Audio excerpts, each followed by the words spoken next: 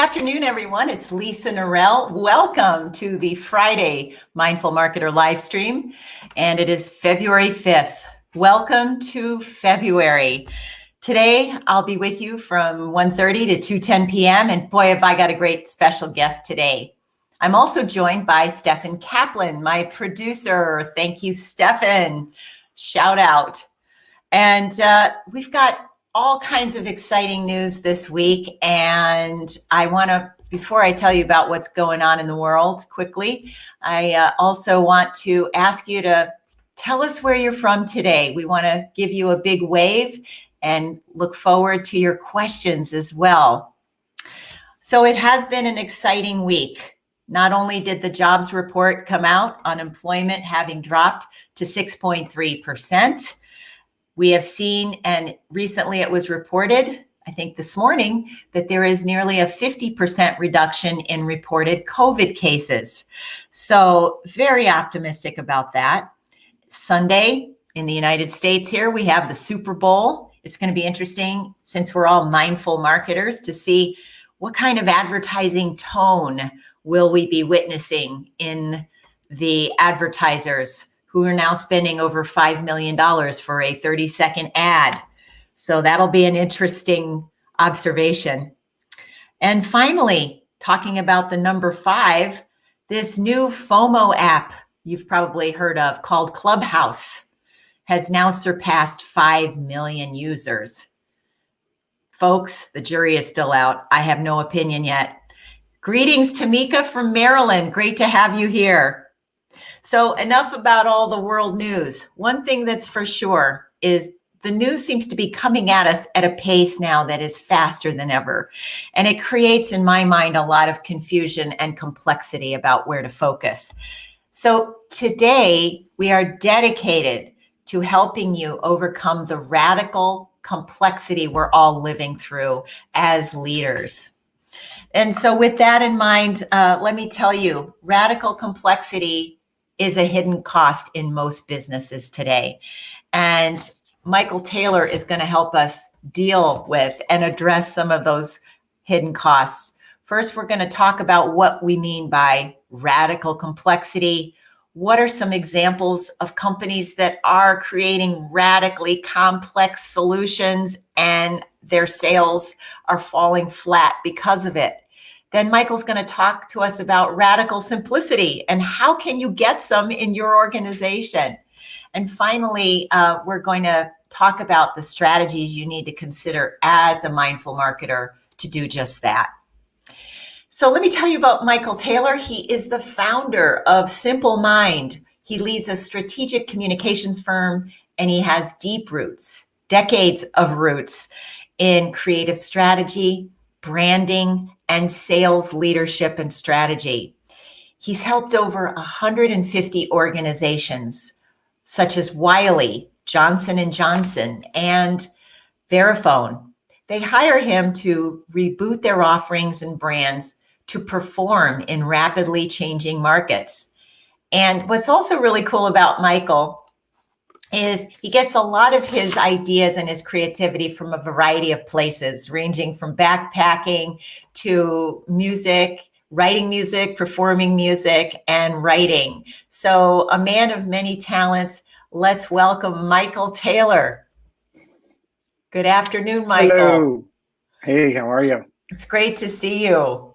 And where does this live stream find you today? It finds me in Atlanta. That's great. And it finds me well. Excellent, excellent. Well, we're very excited to hear from you today because it seems like you've kind of coined this term, radical simplicity. But being students of Januszian thinking, maybe we should start by your telling us, what's the deal with all this radical complexity and what is it? Well, I mean, I think they're probably two sides of the same coin, at least in my book. I think to oversimplify it a little bit, I think that meaning humans' ability to innovate and invent things that are complex and hard to understand far exceeds the ability to explain these things. So I think we're, as innovation and, what's the watchword? Pivot. Everybody's pivoting. Everybody's changing their business model. Everything's being disrupted, right? So there's a huge gap between the ability to do that and what I found is the ability, there's a big gap in the ability to communicate that in a way that makes sense. So that gap seems to be increasing every week. So that's why I use the word radical complexity, because it's just kind of out of control in that gap. And it's very frustrating to people who are trying to have performance in their companies, especially those with, technologies and professional services and complex offerings and so on. So it hits them pretty good, pretty hard. And both of us combined, we probably have about, well, I'm afraid to admit it, but probably about 64 years of experience working in B2B companies. It pains me to say You're that. As young as you feel.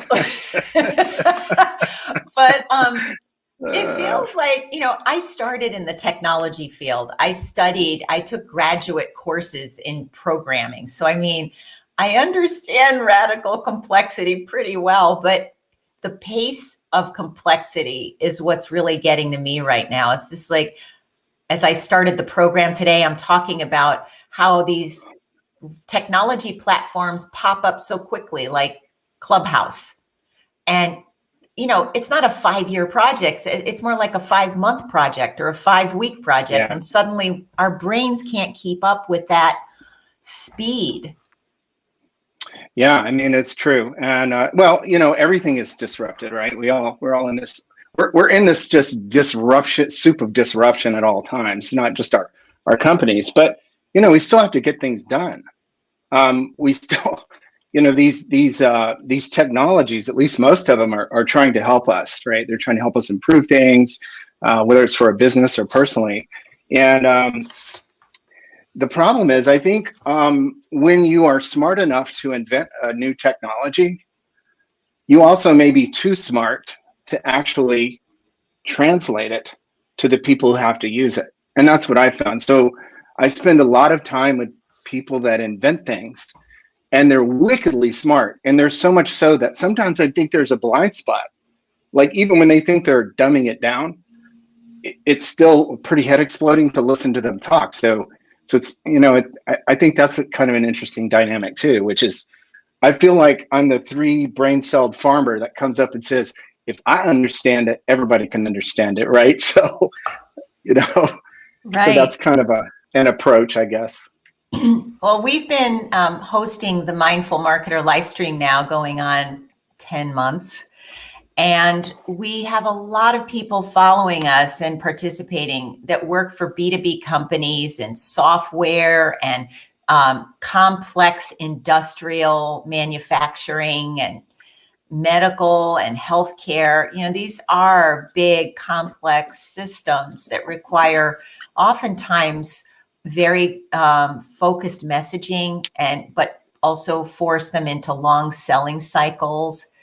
What if I'm a marketing leader or a sales leader and I'm watching this, what should I be looking for in my organization that say, your messages are way too complex? Well, I think they can often be buried in things that are blamed on other things, like our salespeople aren't effective, or, we're losing sales to other people. We need to just work harder. When in fact, losing to competitors, watching lost opportunities happen. And then I think one sign is internal frustration. And I hear this so much where we do a lot of sort of one-on-one candid interviews that are anonymous, right? Because we kind of want to know what's going on in this company. And the thing I hear the most from salespeople from the top down is, I just wish we had some support. I wish we had something we could anchor into and have assets that help us sell better, right? Because I feel like we sit down and we have to reinvent our value proposition every time, and we have so many versions going on. I think that's probably the biggest indicator, right? That you have a complexity issue. And I would say that complexity issue comes out of I would say messaging by default, which is bringing people in and go, here's our sales decks, go, instead of having it a clear and consistent way that's very easy to translate to everyone available, right? So I think for internal frustration, also when your clients don't get it, right? When they are confused about what you offer or how you fit, what happens, right? It takes longer. The sales cycle takes longer because the conversion rates go down. The amount of effort to sell things gets longer. So that shows up on a spreadsheet as our cost of sales are going up versus our closing, right? And so all those leading indicators are happening. So clients have to get it. They have to get it at every stage. And you have to have some kind of a process or clarity about how to help them get that. Very well said. And I want to remind people we're going to be taking your questions as we go here. And I'm here with Michael Taylor to talk about how you can overcome radical complexity. Great question here, Michael, from Tamika. She owns a small but capable business. She's been extremely liquid in the types of projects that they've done. And I don't have a clear message, anyone. I look at my website like, what are they good at? So Michael, what say you about this? Well, I think that's very common, right? It's a really common complaint, which is I look at my website, I look at how we talk to people. If I look at 5 different people present what we're about, I hear 5 different versions. And that's very frustrating, right? If you have 50 people, you have 50 versions. From an outside in perspective, you look like 50 companies. Now, if you're, in her case, she looks at it, how do I sort that out? I think probably the easiest thing to do is, well, none of it's easy, but a good way to do it is you have to get out of your own head. Where often, if you're a very small, closely held business, you're too close to your own stuff, right? To look at it in a simple way. You live with it every day, and it becomes very hard to filter, right? So there's 2 ways to help filter and simplify and translate your value. One is to talk more to your customers about what they need, and then reconcile how you fit in that. And that really that's probably the best filtering device, right? Is have a clear picture of who your ideal customer is and talk to as many of them as you can. At the very least, make your assumptions from their outside in viewpoint. And that will really help you filter, right, what you're putting out. Because I think what happens is we want to put everything we do out there, right? Because it's like to me, I'm sorry, I'm from Texas, so I'm going to use this. It's like a trot line, right? Where you have lots of hooks in the water because one of them's going to hit, right? The problem is it doesn't work, right? It looks like work and you become really forgettable. So you kind of have to have one thing that sails forward. Let's say at least 3. So get outside your own head, which is talk to your clients, or at least assume from their standpoint. Another one is that I found useful is to get the message that you're writing and putting on websites and proposals into your own body so that you have to speak all of this. Now, this does a lot of magical things. One is it's a very good test for how complicated your stuff is, because you might go, wow, that is really hard to do, which is kind of an acid test for, hey, your stuff is too complex for anyone else to get either, right? Great. So that's a filtering process in and of itself. Is if I can get it into a conversational mode so that I can speak in a comfortable way about it with someone in mind that I'm selling to, it's a wonderful filter. I would say those 2 would might be helpful to try. And also props to you, Tamika. I mean, here we are in the middle of a rapidly shifting economy. We are all adapting, and kudos to you for running your own business and making it through. And also, I want to give kudos to Tamika because she's questioning herself and questioning her old way of doing things and saying, how can I do it better? That's a real sign of an entrepreneur with an innovator's mindset. So I'm hopeful that, Tamika, that's helpful for you. And let's see if there are no other questions right now. So Michael, I'm going to give, oh, you're welcome, Tamika. I'm going to give an example to Michael from a client that I have who's in a very emerging marketplace. It's healthcare IT. So I thought we might illustrate what we mean by radical simplicity, because we've talked about the problems with radical complexity. The client I've been working with, who is in this nascent industry, when I first started coaching him, he would get into a lot of the feeds and speeds and the lingo of the industry. And I finally stopped him and I said, I don't understand what you're talking about. And your industry is kind of emerging as it goes here, where, it's so nascent. I want to know why you do what you do. I want to know, how do you make your customers' lives better? And then all of a sudden, he kind of got choked up and he said, well, I want to champion experiences that help people live healthier lives. It's about helping people like a 65-year-old grandmother named Mary with diabetes. I met Mary. She had high blood pressure and she had knee problems, and she cooks every day for her extended family in the kitchen, shuffling around on a wheelchair. It is a crime that she suffers in poor health and she's fighting for her independence. So for people like Mary, I want to build solutions that champion great healthcare experiences. Yeah. And that's it. Well, And I mean, it changed his life. It changed how he approached people for his new position. Yeah, I think you're pointing at a really big thing, which is that, this is riveting and emotional, right? In the way you told it, because it is, right? It's about that. It's about a human story. And I would say that what I often see, especially with complex companies, is there's a lot of discussion about what you do, right? And that often comes off as a list of things, right? So when you just talked that way, you were talking about a human story, right?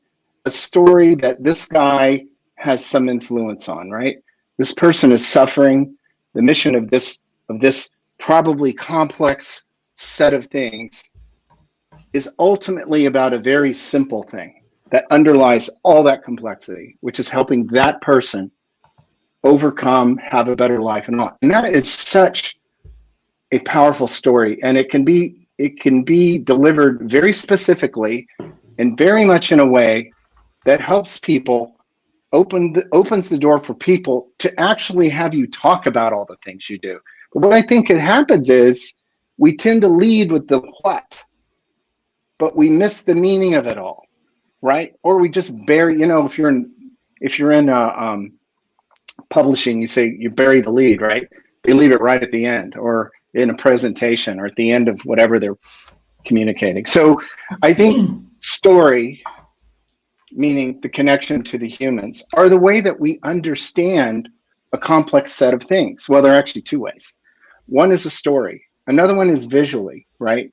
We can see a complex situation and size it up instantaneously because we're set to do that. We don't verbally or in our text ways, we don't absorb information as much. So if you have a lot to say, if you have like healthcare or technology or complex business, looking at the human meaning, simple human meaning underneath it all, it's a great way to sort of at least frame the conversation. Great. And also, it's good to have a visual, right? A key visual. Yeah, they can be powerful. And we're living in a time now where the barriers to entry for visual entertainment are so much lower.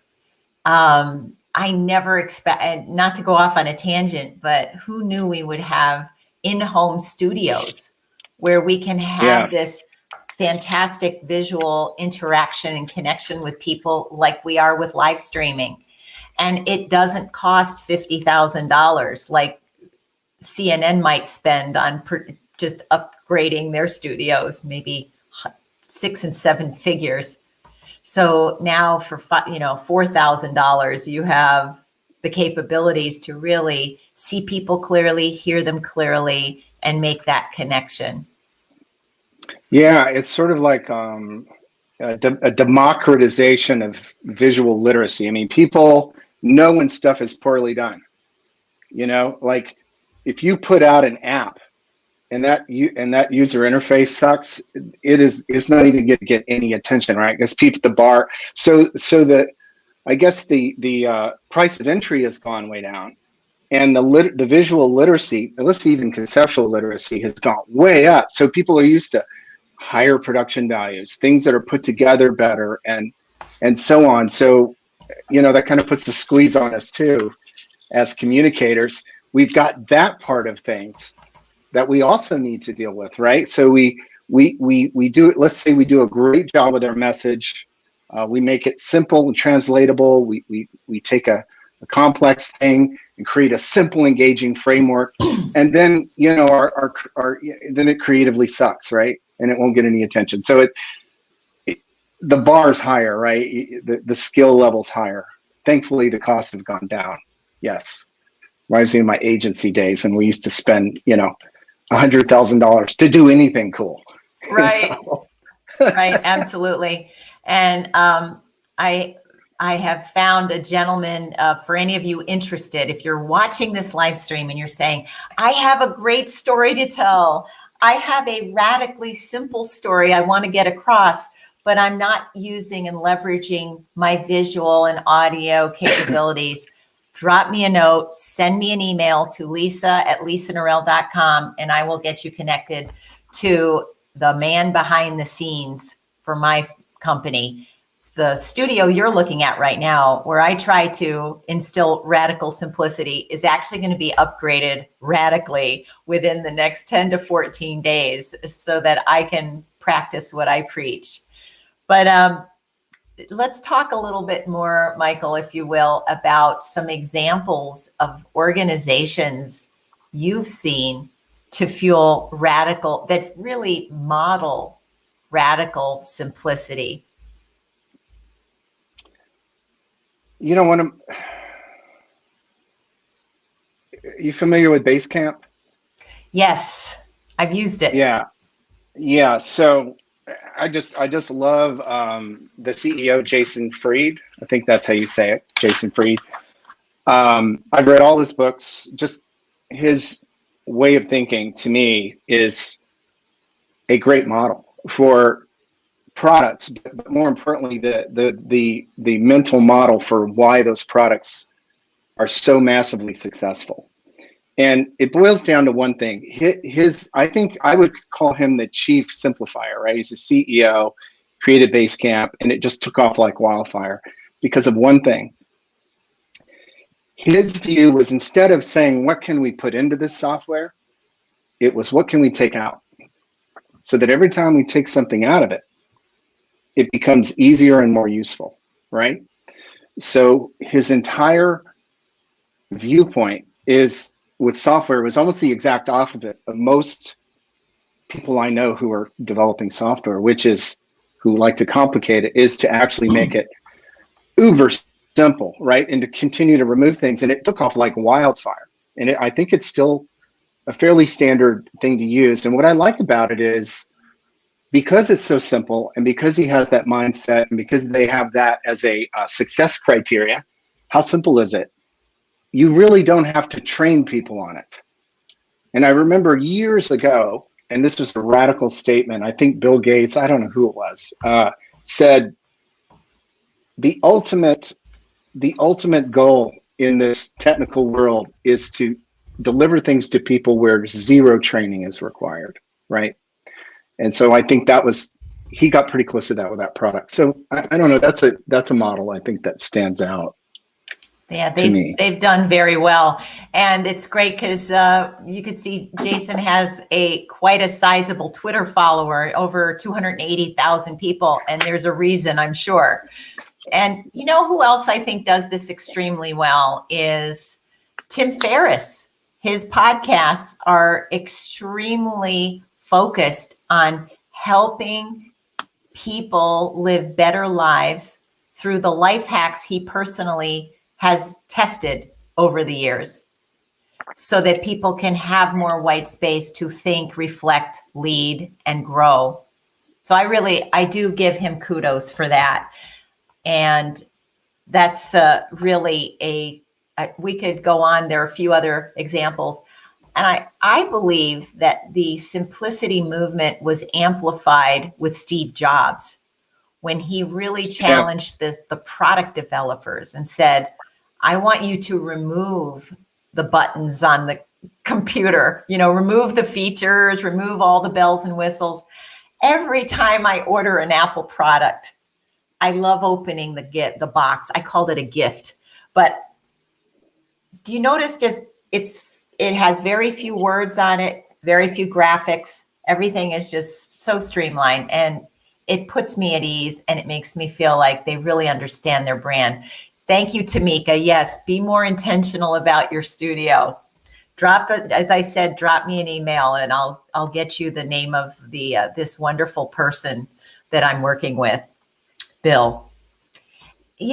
Another idea I have too for people who model radical simplicity, Michael. How about Dr. Anthony Fauci?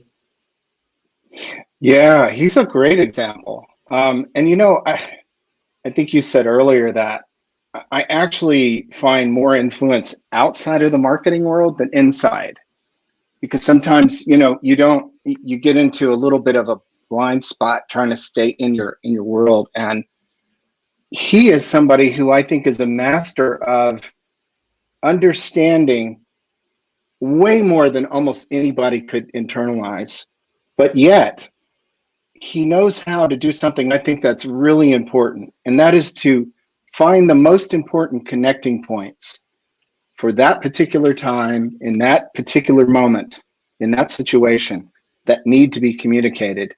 And he does that naturally, right?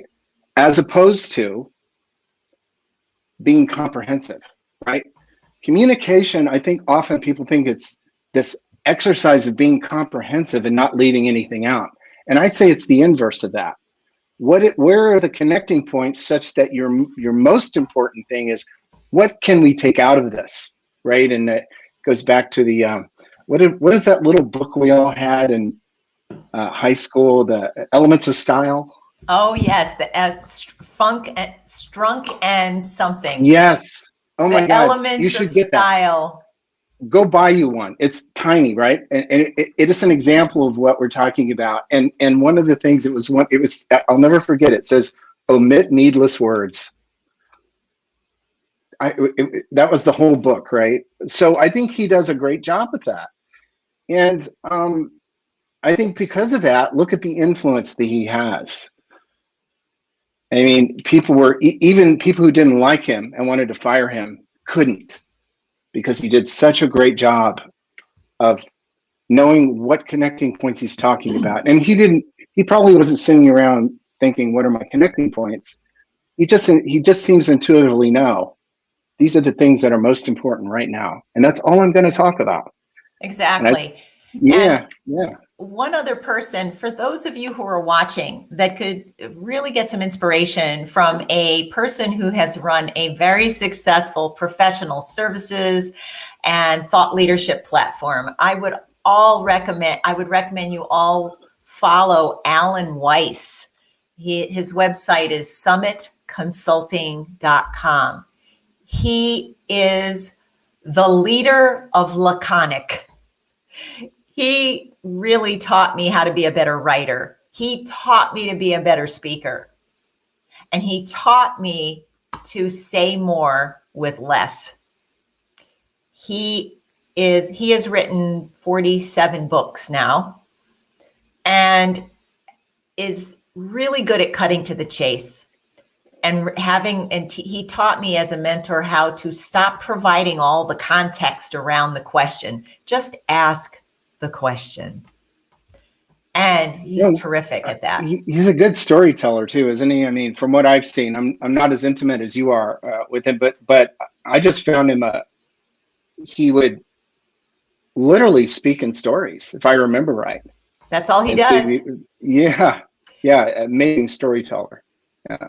And which brings me to some of the strategies that you were thinking of sharing today with everyone around things anyone who's watching this can immediately implement to practice radical simplicity.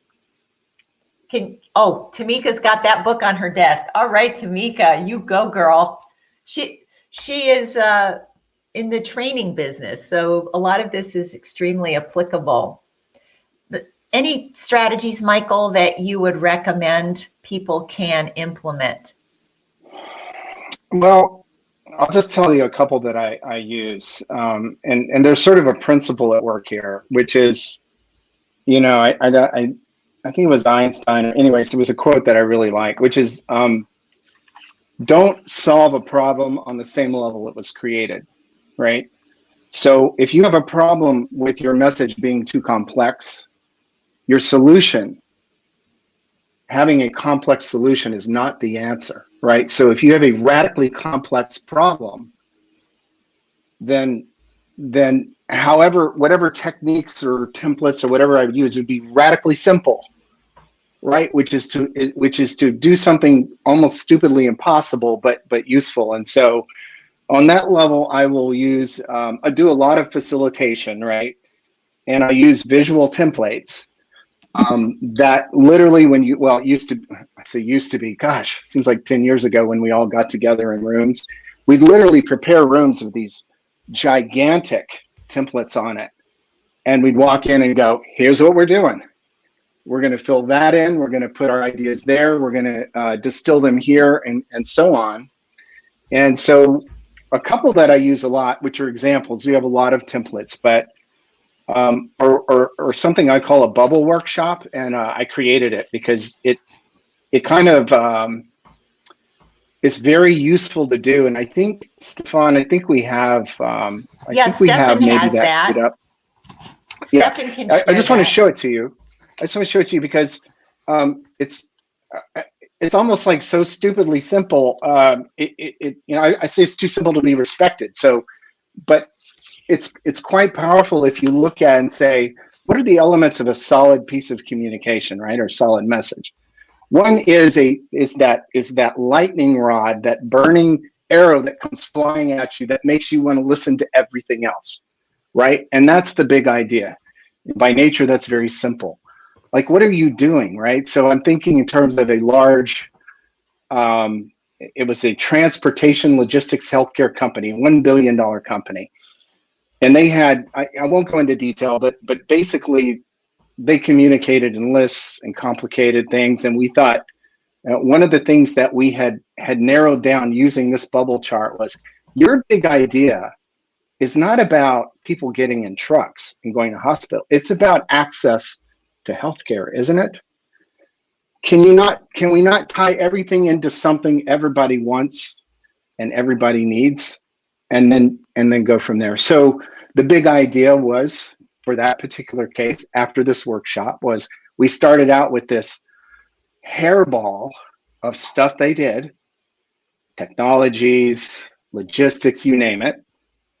And we ended up with an arc that somebody could understand and that kind of liberated them to talk about things that people already felt were important, which is access to healthcare. So that's an example of a big idea, right? Very simple. And then how do you do that, right? And so we'll brainstorm a lot of ideas, right? But then we'll force rank them. We'll do some affinity mapping saying, hey, you've got like 50 ideas here, but it kind of looks like we really have 3 themes, don't we? All right, great. Let's write 3 themes out of that, right? Then you can sort of narrow it down, right? It's a simplification process. How do you get it done? We get it done by leveraging our infrastructure. We get access to healthcare by providing ancillary services that are in the last mile to our customers, and so on. And then, why, right? Why do we? I would say why needs to be in the second bubble, but why do we do that? Because access to healthcare and continuum of care is the most important thing in most people's lives, and that's what we're all about: is to be part of the solution in healthcare and not part of the problem, right? And then the last bubble is generally, if you're thinking, if you have a complex company, you often have a complex audience, right? You might have an array of people, all of whom are so different that if you don't say certain things, they will not listen to you. And so that was a bubble we added later, because the first three bubbles seem to do a good job with what we call the core messaging, but we incorporated the fourth because there's always somebody that needs to hear something. For example, selling to an IT buyer, they may need to hear something about security, or they're not going to listen to anything else you say, right? Good point. So that's one example. We use this a lot when it's fast, right? And it just gets it to a better place in 2 hours, So I think visual processes for me are helpful. Well, you have a very comprehensive toolkit with many, many dozens, if not hundreds of examples. I like that you just pulled this one, because now more than ever, people need this simplicity to be able to absorb and emotionally commit to what really matters. So I appreciate your sharing that. We are getting close to our wrap up here. We have time maybe for another question. Also wanted to tell you, Perry from Texas is with us. So we welcome Perry, and is sharing a couple of messages here on Facebook. So we remind everybody, we're here for the live streams, the Mindful Marketer live streams, the first 3 Fridays of every month at 1:30 Eastern, where you can bring us some of your tough questions. And you can get more of Michael's tools to drive more radical simplicity at his email. So they can send you an email, right, Michael? Yeah, you can send me an email there, or they can just go to my website, simplemining.com, and you can get me from there too. You scroll to the bottom and send me happy to send a couple of templates out, a couple of these templates that we use a lot, if you want to email me. That sounds great. So Michael, as we wrap up, what, as a CEO, you've built companies, you've sold one of your companies in the past, and now you run Simple Mind. What are you doing to instill more radical simplicity in your business this year? Oh, in mine, I'm just keeping it simple. And, like when you're looking at the line there, making the value of complex businesses crystal clear. I mean, that's what I do. And